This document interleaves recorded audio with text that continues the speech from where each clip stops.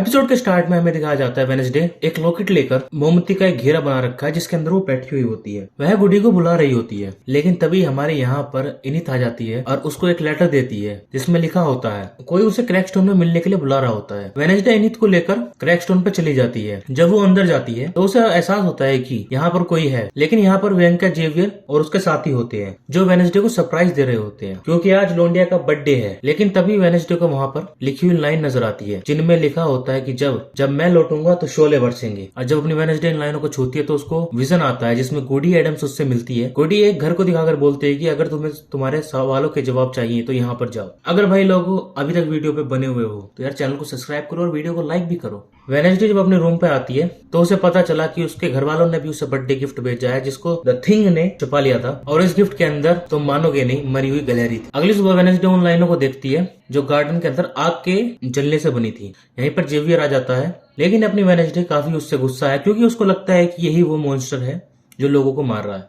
और इसलिए जेवियर ये कहकर वहां चला जाता है कि अगर तुम्हें कोई मदद की जरूरत पड़े तो मेरे को बुला लेना। वेडनेसडे यूजिन से मिलने जाती है जो अभी भी बेड पर एक मरी हुई मछली की तरह पड़ा हुआ है। वो उससे बात करती है और अपनी पुरानी सारी बातें बता रही होती है, लेकिन यूजिन बेचारा कुछ नहीं बोल पाता क्योंकि वो बेड पे कोमा में लेटा हुआ है। तभी वहीं पे हमारी डॉक्टर किनबोट आ जाती है और बताती है कि यूजिन की माँ कुछ काम करने के लिए बाहर गई है, इसलिए मैं इसका भी यहाँ पे ख्याल रखूंगी। वेडनेसडे टाइलर के पास जाती है और उसको पेंटिंग दिखाती है और पूछती है कि तुम्हें इस जगह पता है क्या, लेकिन हमारा टाइलर बाबू बोलता है नहीं, मुझको नहीं पता। यहीं पे उसका पप्पा जी आ जाते हैं हमारे टाइलर बाबू के और उसको बोलते हैं कि बेटा दुनिया में कोई सी भी लोंडिया चलेगी लेकिन एडम फैमिली की कोई ये लोंडिया नहीं चलेगी। अब टाइलर तो वेडनेसडे की मदद नहीं कर पाता, इसलिए वो जेवियर के पास चली जाती है उसी कॉटेज में जहाँ पे अपना जेवियर बाबू एक आर्टिस्ट बन के पेंटिंग बना रहा होता है। और वहीं पे वो सेम पेंटिंग देखती है जो उसके हाथों में होती है और पूछती है कि ये तुमने कहाँ से बनाई। तभी हमारा जेवियर बाबू बोलता है कि मेरे को भी सपने में जगह आई थी। और खुशी की बात यह है कि उसको पता है कि ये जगह कहाँ पर है। और साथ ही वेडनेसडे अपने यहाँ खुद की पेंटिंग भी देखती है जिसने जेवियर ने बनाई होती है और वेडनेसडे इस पेंटिंग में सैलो को बजा रही होती है। वहीं वेंका भी टाइलर की कॉफी शॉप में लोकस का इंतजार कर रही होती है क्योंकि वेंका अकेला फील कर रही होती है, इसलिए उसे किसी के साथ की जरूरत होती है। लोकस भी बोलता है कि मैं सारे बुरे काम छोड़ चुका हूँ और मैं एक अच्छा बच्चा बनने की कोशिश करता हूँ। वेडनेसडे भी उस लोकेशन तक पहुंच जाती है। यहाँ गेट्स फैमिली का घर होता है, लेकिन जैसे वेडनेसडे अंदर जाती है वो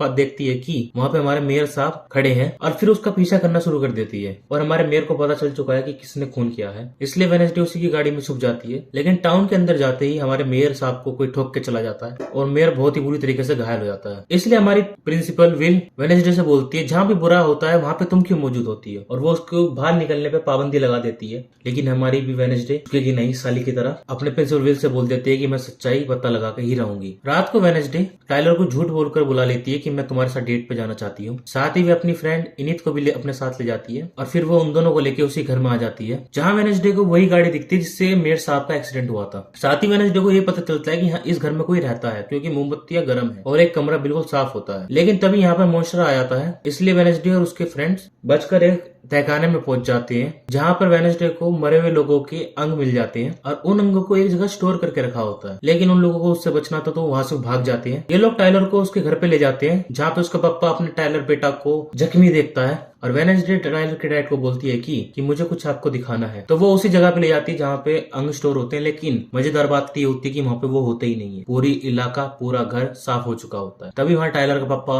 वेडनेसडे से बोलता है कि तुम मेरे बेटे से दूर रहो। तभी हमारी वेडनेसडे बोलती है कि शायद हमारे आने से पहले कोई इन चीजों को साफ कर चुका है। जब वेडनेसडे अपने स्कूल वापस चली जाती है तो प्रिंसिपल विल उससे बोलते कि तुमने नियमों को दोबारा तोड़ा है। फिर हमारी वेडनेसडे दोबारा चट्टान की तरह खड़ी होकर अपने प्रिंसिपल विल से बोलती है कि मैं सच्चाई का पता लगा के ही रहूंगी। और उसके टीचर बोलती है अगर आगे से तुमने ऐसी गलती करी तो मैं तुम्हें स्कूल से निकाल दूंगी। वेडनेसडे जब अपने रूम के अंदर जाती है तो अपनी इनित सामान पैक कर रही होती है और इनित अपनी बोलती है कि मैं तुम्हारे साथ नहीं रह सकती। इनित बोलती है कि तुम्हें बस अपना काम निकलवाना आता है, तुम्हें अपने दोस्तों की जान की कोई परवाह नहीं है। यह कहकर इनित अपना वहाँ से निकल जाती है और वेडनेसडे यहाँ पर अकेला पड़ जाती है। वेडनेसडे एक जगह अकेली बैठती है और बॉक्स को देखने लगती है जो कि गेट्स फैमिली के यहाँ से उठा के लाई थी। इस बॉक्स के नीचे वेडनेसडे को एक लेटर होता है जिसके अंदर वेडनेसडे की बहुत सारी फोटो होती है। वेडनेसडे बोल रही है गेट्स फैमिली, क्रैकस्टोन, मॉन्स्टर के बीच और मेरे बीच कोई ना कोई कनेक्शन जरूर है। और मेरे को इस बात का पता चल गया था, किसी ने उसको चुप करा दिया, लेकिन मैं कभी चुप नहीं बैठूंगी और जो तुम कोई भी हो मैं तुम्हें ढूंढ के ही रहूंगी। और इसी के साथ ये एपिसोड खत्म होता है। अब मिलते हैं हम आपको अगले एपिसोड में।